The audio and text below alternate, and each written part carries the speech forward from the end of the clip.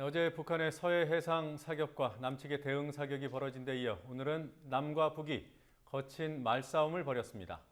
자립형 사립고가 법을 어기고 정부의 지원을 받았다는 주장도 나왔습니다. 오늘 짚어봐야 할 주요 뉴스들 알아보는 시간입니다. 황준호 뉴스 취재팀장 나와 있습니다. 자, 오늘도 먼저 북한이 포문을 열었습니까? 예, 북한 노동당 기관지 노동신문이 박근혜 대통령의 독일 드레스덴 연설에 대해서 오늘 글을 하나 실었습니다. 북한의 경제난, 핵 문제 같은 거에 대한 박 대통령의 발언을 하나씩 끄집어내서 비난했습니다. 특별히 새로운 논리는 없었고 다만 표현에 있어서 오물처럼 쏟아낸 망발, 이런 좀 심한 말들을 했습니다. 여기에 대해서 정부가 곧바로 입장문을 발표했습니다. 북한은 관영 매체를 통해서 국가 원수의 외교 활동에 대해서 시정잡배도 입에 담기 꺼려할 표현을 사용했다라고 북한을 강하게 비판했습니다. 네. 그럼 박근혜 대통령의 이른바 드레스덴 선언은 당분간 실현되기 어렵게 되는 겁니까? 드레스덴 연설은 대북 인도적 지원에서부터 남북의 경협과 교류 이런 내용을 담고 있습니다. 그렇지만 북한이 오늘 노동신문을 통해서 사실상 거부했기 때문에 이른 시일 안에 이 연설이 실현되기는 좀 어려워 보입니다. 4월 말까지는 한미 연합훈련이 있다는 그런 정세상의 걸림돌도 물론 있습니다. 그렇지만 무엇보다 정부가 천안함 사건 이후에 내놓았던 소위 524 조치의 틀 내에서 드레스덴 연설을 실현하겠다 이런 말을 했기 때문에 근본적인 한계를 가질 수밖에 없는 것 같습니다. 대북 제한 후에 남북관계가 더 나빠지는 현상, 뭐가 문제인지 정부가 다시 한번 생각해 볼 부분이 많아 보입니다. 네. 자, 정 교조가 오늘 자립형 사립고 문제를 들고 나왔습니다. 오늘 취재진이 다녀왔죠? 예, 정 교조 기자회견 오전에 있었던데 취재했습니다. 네, 정 교조가 어떤 내용을 밝혔습니까?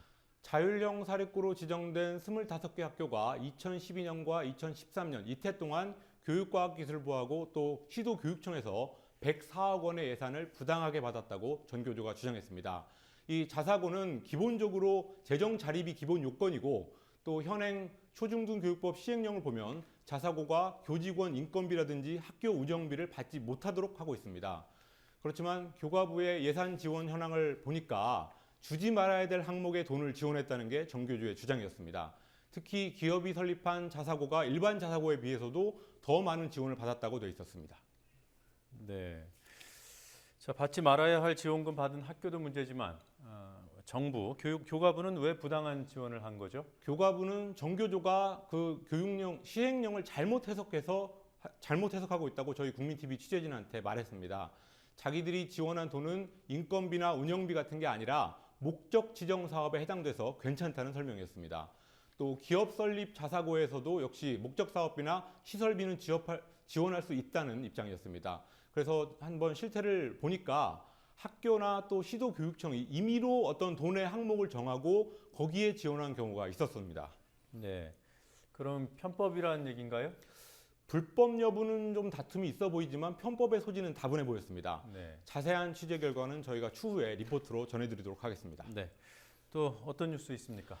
영상을 하나 소개해드리겠습니다. 3월 5일에 처음 공개되고 오늘까지 세계적으로 3천만 명 가까이 본 영상이라서 이미 보신 분들도 계시겠지만 한국에서는 어제 오늘 사이에 SNS를 통해서 갑자기 확산된 영상입니다. 국제 아동보호기구인 세이브 더 칠드런이 만든 영상인데요.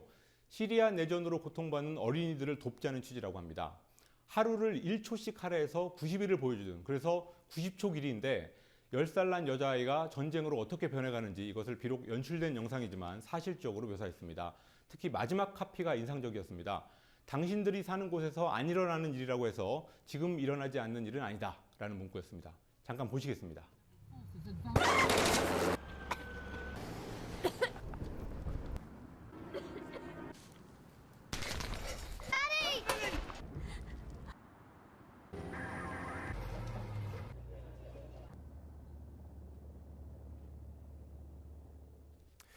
네, 시리아 내전에서 어린이들이 당한 피해 집계된 것이 있습니까? 성인을 포함해서 전체 사망자는 14만 명이고 그중에서 어린이들은 최소 11,000명이 사망했다고 옥스퍼드 리서치 그룹이 밝혔습니다. 또 난민 중에서 어린이는 120여만 명입니다. 네. 자, 정치권 소식 하나 더 보고 가죠. 새정치민주연합의 지지율. 창당한 지 얼마나 됐다고 지지율이 이렇게 떨어지고 있어요? 내일신문이 여론조사기관 디오피니언에 의뢰해서 어제 하루 전국 성인 800명을 대상으로 여론조사를 해보니까 새정치민주연합의 지지율이 양당 통합 직후에 실시됐던 때보다 13.8%포인트 폭락한 22.5%를 기록했습니다. 이거보다 며칠 전에 실시된 한국 갤럽의 여론조사에서는 새정치연합의 지지율이 28%였던 게 어제까지 가장 낮았던 지지율이었는데 오늘 처음으로 20%대 초반까지 추락한 조사 결과가 나왔습니다.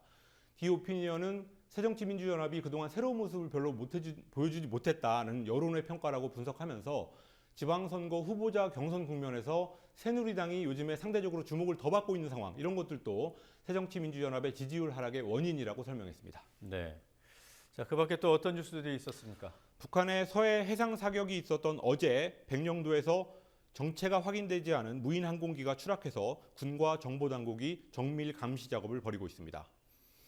직속 상관에게 지속적인 성추행과 과학행위를 당하다 지난해 10월 스스로 목숨을 끊은 육군 15사단 고 오해란 대리의 사망이 순직으로 인정됐습니다. 일본 정부가 일본군 위안부 동원의 강제성을 인정한 고노다마의 수정은 고려하고 있지 않다는 정부의 답변서를 가기에서 의결했습니다. 그렇지만 담화 작성 과정에 대한 실태 파악은 하겠다는 방침을 거듭 확인했습니다. 네. 자, 오늘은 여기서 마무리하도록 하겠습니다. 수고했습니다. 예.